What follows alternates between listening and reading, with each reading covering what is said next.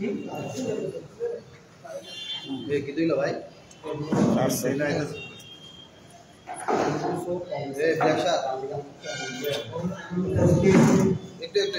দাদা একটু একটু আমরা রেডি হলো একটু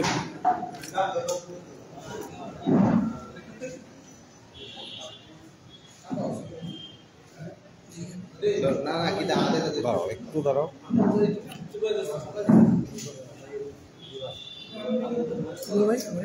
একটু দিয়ে দেবো একটু রাখো রাখাতে মুভিটা আমরা না না একটু দাদা রেডি হলো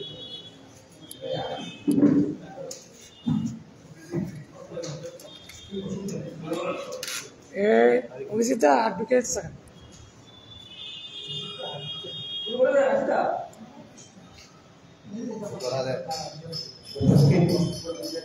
সাংবাদিক বন্ধুদের স্বাগত জানাই।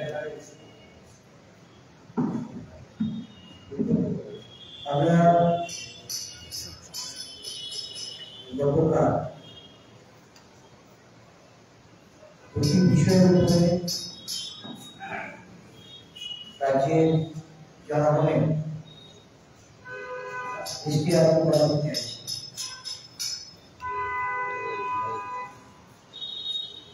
দেশের সর্বোচ্চ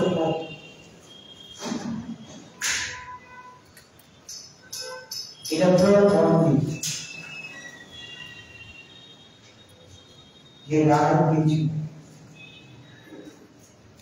6 মার্চের মধ্যে যারা ইলেকট্রাল বন্ড পায় তাদের নামের তালিকা এসবিআই নির্বাচন কমিশনে জমা দিতে হবে এবং এই তালিকা প্রকাশিত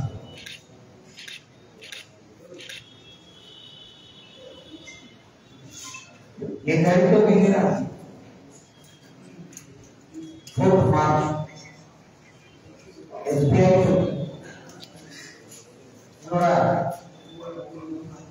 সুপ্রিম কোর্টে প্রায় 4 মাসাধিক 20 জুন সময় চেয়েছিল।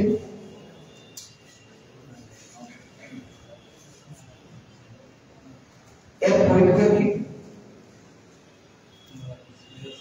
সুপ্রিম কোর্ট গতকাল তাদের আবেদন নাকচ করে দিয়ে 48 ঘন্টার মধ্যে ইলেকট্রাল বন্ড ক্রয়কারীদের নামের তালিকা নির্বাচন কমিশনে প্রেরণ করার জন্য নির্দেশ দেওয়া।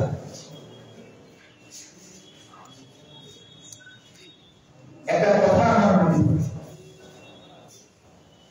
2014 সালে নির্বাচনের আগে নরেন্দ্র মোদী বলেছিলেন উনি বলেছিলেন যে मैं नहीं खाऊंगा मैं खाने भी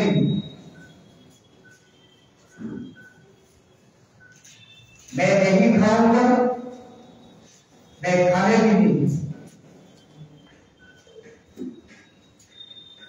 যেখানে বর্তমান যে তথ্য প্রযুক্তির যুগ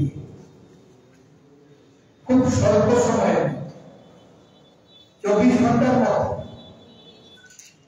এই ইলেকট্রন বন্ডের নামের তালিকা বের করে জমা দেওয়া যায়, সেখানে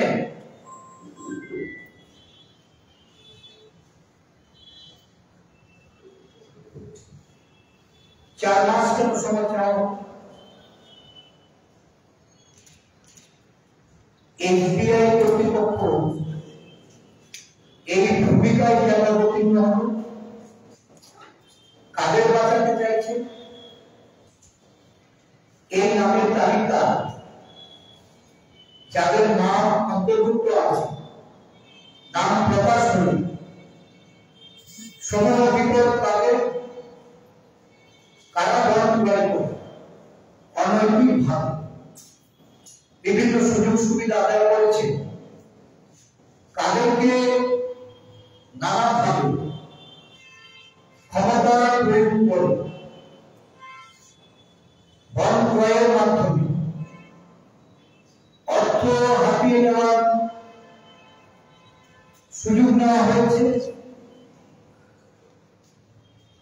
এই লিস্ট প্রকাশিত হবে আগামী 15 মার্চ। আমরা মনে করছি যে এটা দেশের মধ্যে একটা অন্যতম বড় আর্থিক ক্যালেন্ডার, ইলেকট্রাল বন্ড স্ক্যাম।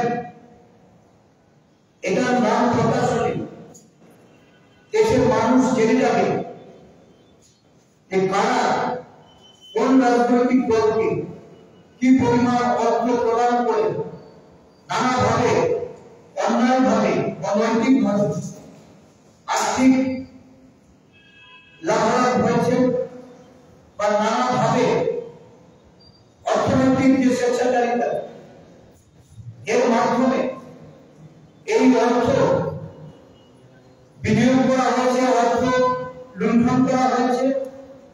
এই আর্থিক স্ক্যামের বিরুদ্ধে আমরা দেশবাসী জানতে চাই এই তালিকা প্রকাশ করার ক্ষেত্রে কেন এসবিআই 4 মাস সময় চেয়েছে, কেন এসবিআই কাদের বাঁচাতে এখানে কালক্ষেপ করার চেষ্টা করছে। কারণ আসন্ন লোকসভা নির্বাচন প্রায় এই মাসের মধ্যে যদি সম্পন্ন হয়ে যায়, জুন মাসে এই তালিকা প্রকাশের ক্ষেত্রে একটা রাজনৈতিক দলের তাদের সুযোগ বা সুবিধা তারা পেতে পারে। এই লক্ষ্যকে সামনে রেখে এসবিআই এর ভূমিকা এটা অত্যন্ত নিন্দনীয়। এই বিষয়ে যখন সারা দেশব্যাপী সরব সমস্ত বিরোধী রাজনৈতিক দলগুলি যখন সুপ্রিম কোর্টের এই নির্দেশকে কেন্দ্র করে বর্তমান শাসক দলের দিকে আগ্রহ করে দেশব্যাপী একটা জনমত তৈরি করার লক্ষ্যে এগোচ্ছে, দেখা গেল কালকের দিনে সিটিজেনশিপ অ্যামেন্ডমেন্ট অ্যাক্ট লাগু করা। কাল লাগু করে সারা দেশব্যাপী আজ থেকে প্রায় 4 বছরের যে বিল পার্লামেন্টে পাস করার সুবাদে লাগু করার ক্ষেত্রে দেশব্যাপী একটা আন্দোলন, গণ আন্দোলন তৈরি হয়েছিল। যারা এই আইন চালু করার ক্ষেত্রে নিজেদের সরিয়ে ফেলেছিল, পিছিয়ে দিয়েছিল,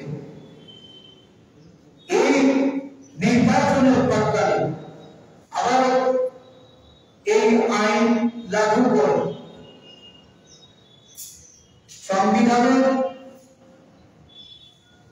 অবমাননা করে। কারণ ভারতীয় সংবিধান কখনো ধর্মভিত্তিক এই ধরনের কোন নাগরিকত্ব এটা আলাপ করে। ভারতবর্ষের প্রতিবেশী 3টি রাষ্ট্র বাংলাদেশ, পাকিস্তান, আফগানিস্তান, সেই সমস্ত দেশে যারা সংখ্যালঘু হিন্দু, শিখ, বৌদ্ধ, জৈন, পার্সি এবং খ্রিস্টানদের তাদেরকে ভারতবর্ষের নাগরিকত্ব দেওয়ার কথা বলে যে আইন পাস করানো হয়েছে, দেখা গেছে ভারতবর্ষে এই ডেমোগ্রাফি, ভারতবর্ষের মধ্যে এই নাগরিকতার যে অসাম্যতা তৈরি করে একটা অংশকে বাদ রেখে যারা এই নাগরিকত্ব আইন চালু করতে চেয়েছিলেন, এই সমস্যা সারা দেশব্যাপী যখন গণ আন্দোলনে পরিণত হয়েছে, আমাদের ত্রিপুরা রাজ্যেও এই আন্দোলন। এই রাজ্যে একটা বিরাট অংশের মানুষ, একসময় উপজাতিরা এখানে সংখ্যাগরিষ্ঠ ছিল, 51 এবং 71 এর পরবর্তী সময় এই রাজ্যে মাইগ্রেটেড হয়ে বা ইনফ্লুয়েন্স হয়ে একটা বিরাট জনসংখ্যা দেখা গেছে যে এই উপজাতি জনগোষ্ঠীদের ছাত্রী এবং যখন এই নাগরিকত্ব আইন সংশোধনী নামে এখানে তখন এটা গৃহীত হচ্ছিল, আমাদের রাজ্যেও একটা বিরাট অংশের জনজাতি মুসলিম মানুষ আন্দোলনের সামনে এবং যারা নেতৃত্ব দিয়েছে তারা সেদিন এই আইনটাকে অপোজ করেছিল। ইমপ্লিমেন্টেশনের ক্ষেত্রে তারা প্রতিবাদ করেছিলেন, প্রতিরোধ তারা এনেছিলেন। আমরা নিশ্চয়ই জানতে চাই যারা সেদিন প্রতিবাদ করেছিলেন আজকে তারা এই আইন সম্পর্কে তাদের কি বলবে। এই রাজ্যে যে জনভিত্তি, এই ভিত্তিকে যদি দুর্বল করে তাহলে তারা পুনরায় আন্দোলনে নামবে, কারণ তারা আজকে শাসক দলের সঙ্গে জুড়ে গেছে। অনেকে আন্দোলনকারী দল ছেড়ে শাসক দলের নাম লিখিয়েছে। আমরা তাদের ভূমিকা সম্পর্কে জানতে চাই। এই রাজ্যে উপজাতি জনগোষ্ঠীর স্বার্থ রক্ষা, উপজাতি জনগোষ্ঠী তাদের ভারসাম্য রক্ষা, এই আইন কোনোভাবে এটা মেনে নেওয়া যায়। ভারতবর্ষের মানুষের দৃষ্টি ঘুরিয়ে দেওয়ার লক্ষ্যে নির্বাচনী পরিকল্পনা পার করতে ইলেকট্রাল বন্ডের স্ক্যাম থেকে নিজেদেরকে বাঁচাতে একটা নতুন ভাবে আবার সারা ভারতবর্ষ ব্যাপী যেন একটা অস্থিরতা তৈরি করা যায় এবং এই অস্থিরতার মাধ্যমে নির্বাচনে নিজেদের আখের পৌঁছানো যায়, এই লক্ষ্যে এই সিএ লাগু করা হয়েছে। আমরা তার বিরুদ্ধে সোচ্চার হব এবং ত্রিপুরা রাজ্যেও আমরা এই বিষয়গুলি নিয়ে আগামী দিন জনগণের কাছে যাব। জনগণের সমর্থন নিয়ে আমরা বর্তমান শাসক দলে তাদের যে ষড়যন্ত্র, এই ষড়যন্ত্র থেকে আমরা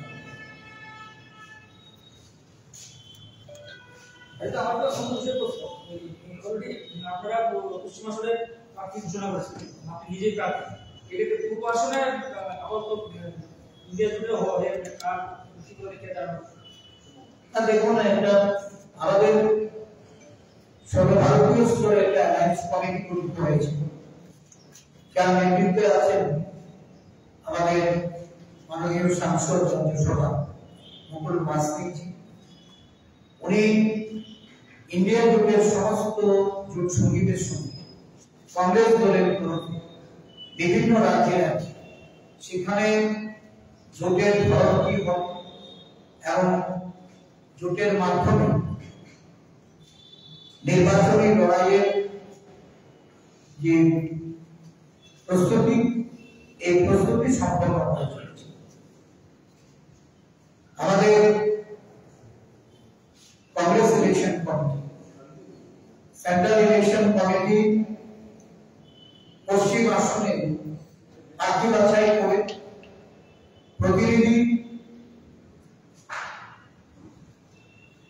নির্বাচন করেছে।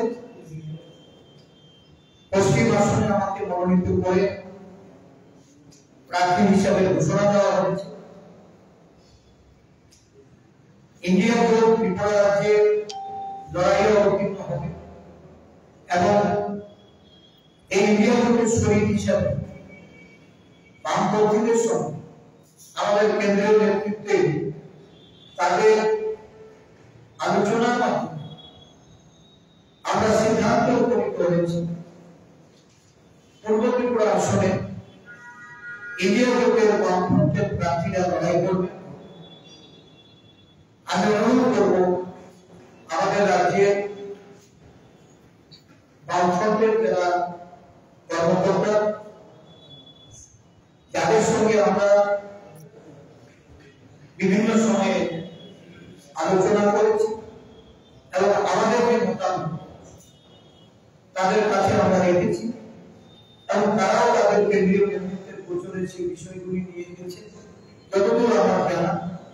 আমি অনুরোধ করব পূর্ব ত্রিপুরা আসনে অবিলম্বে ইন্ডিয়া জোটের প্রার্থী হিসাবে বামফ্রন্টের প্রার্থী ঘোষণা করে জোটবদ্ধভাবে নির্বাচনকে শক্তিশালী করে লড়াইয়ে করার জন্য এবং আগামী দিন এই রাজ্য থেকে দুটি আসনে আমরা নির্বাচনে জয়লাভ করব। ইন্ডিয়া জোটকে দেশের শাসনভার তুলে দেওয়ার জন্য, ক্ষমতাসীন করার জন্য আমাদের সংঘবদ্ধ যে লড়াইয়ের প্রস্তুতি, এই প্রস্তুতি হবে। আমি আশাবাদী পূর্ব ত্রিপুরা আসনে অল্প দিনের মধ্যেই প্রার্থী যেমন ঘোষণা হবে এবং আমরা সংঘবদ্ধভাবে এই জোট ইন্ডিয়া জোটকে শক্তিশালী করতে আপনার লড়াই হবে।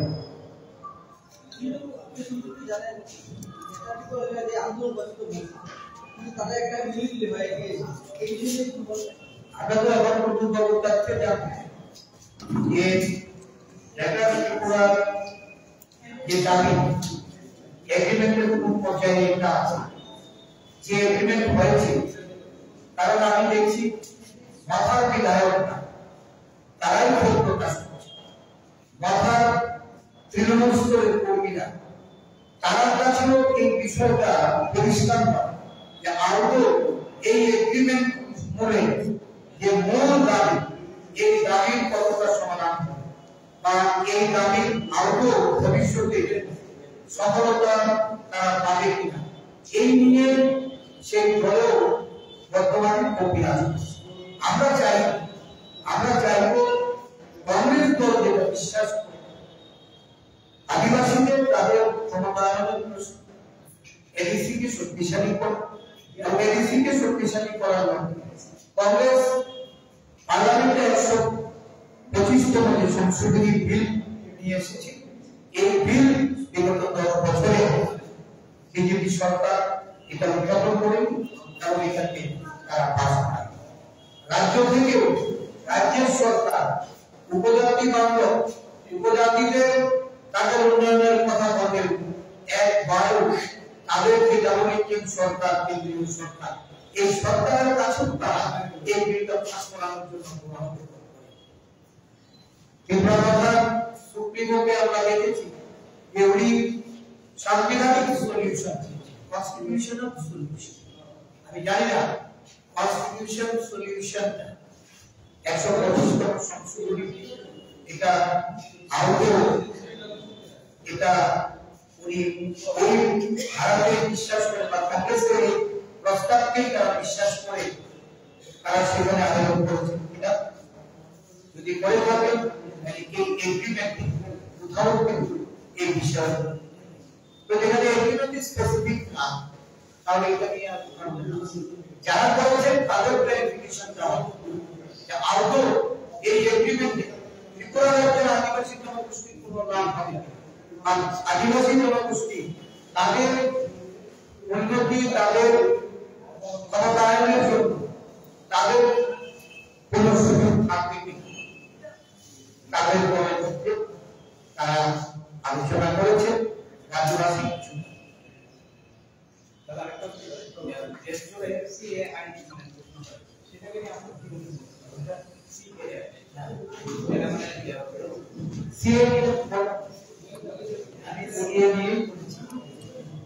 আমরা এই বিষয়টা এই নির্বাচনের প্রাক্কালে ঘোষণা করে নির্বাচনে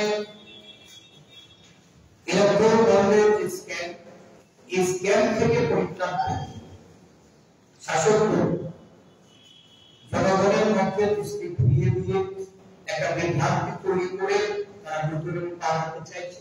আমরা